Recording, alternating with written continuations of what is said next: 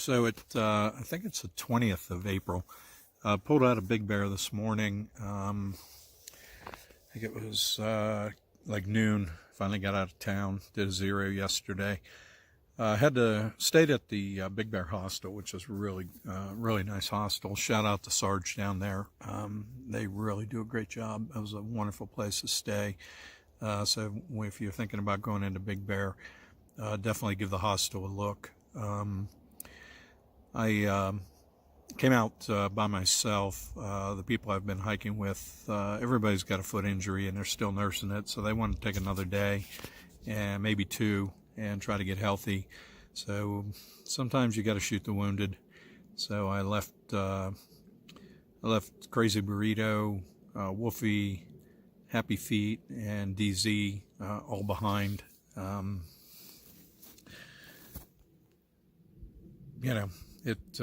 It's just going to take time.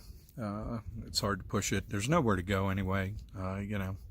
Kennedy Meadows, the Sierras is snowed in. So if you get up there too early, the best thing to do is get a car, get a van, get a bus, just pick up all the hikers and just go for a tour. That's what I'm thinking about doing, rather than just sit there and do nothing for 3 weeks or a month. Till the Sierras opens up, till some people start getting through. Be great to just travel around and do some sightseeing and check out some things around the California area here. But we'll deal with that when we get to it. Hopefully those guys will get healthy in a day or two and they'll catch up. I'm kind of just moseying along.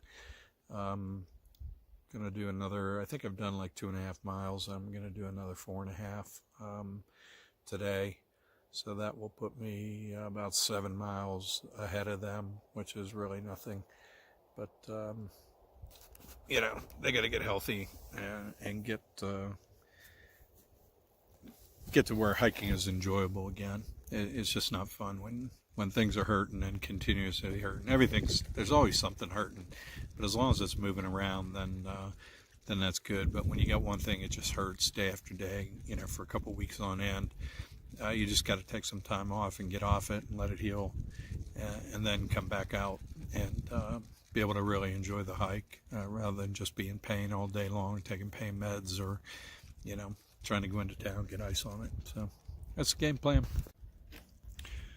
Okay, so I'm doing about 1,000-foot climb up to the top of this afternoon. It's about 4 miles. But this little outcropping of stone is just so beautiful. It reminds me of what we have in Virginia called a cherry log. Just these mixtures of cherry and white. Then it gets into some yellows and some darks. I don't know how workable it is, but it looks like you could split it fairly easy. Hard to say, truthfully, without having some tools and being able to work on it. But this field's just amazing, and I'll probably cross it 2 or 3 more times before I get to the top. But God, this stone is just gorgeous. Love to build a house out of it, fireplace, whatever.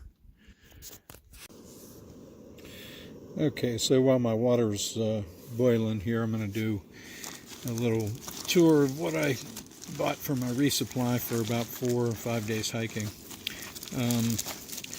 So I got a bunch of bread. These are really good rolls that I found, and just squeezed them all down, put them in a Ziploc, make them nice and tight. The other thing I like is the Triscuits. And that's 2 boxes of Triscuits. They're flavored.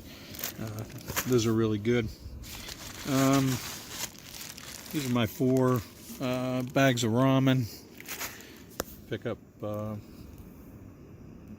2 for a meal, so that would give me 2 meals there if I needed. The other thing I've got is the instant potatoes. I got some olive oil in a nice plastic jar, small amount. It's still too much, but I found that. One of my favorites is the cream cheese. Got to eat that pretty quick, about 2 days. And then for the salmon for my lunch. I only do lunch and dinner. So for my lunch, I do these little deviled hams, or deviled ham. And I'll use, that will give me 4 lunches with the bread, and making about 2 sandwiches out of each container.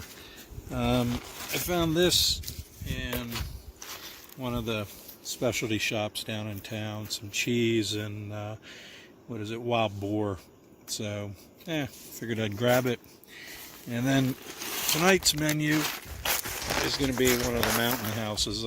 Occasionally we'll pick one of these up, and it's beef stroganoff.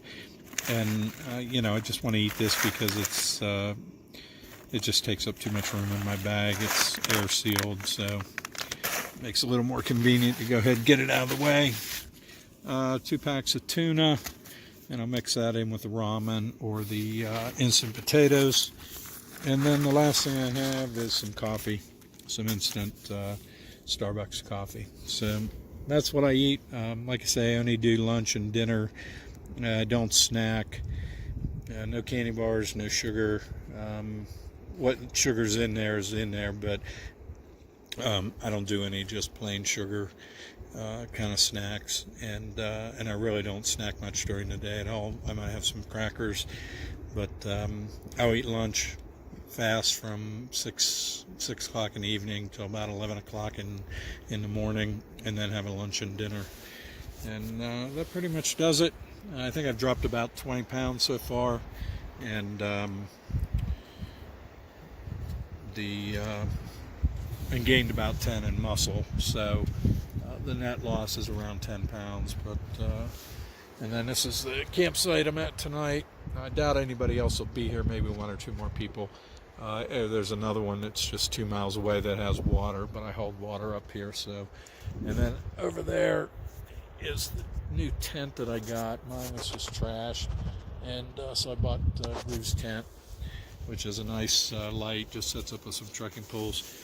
But the zipper went on mine, so it wasn't much good in rain, and didn't do much to keep mosquitoes out. And once the zipper's gone, so snakes and tarantulas were the next option to come in and sleep with me. So I decided to go ahead and pull the trigger and buy his. He only had it for 2, and he used it for 2 weeks. So that's about it. And get this going. Little stove, and boil some water for that for my beef stroganoff.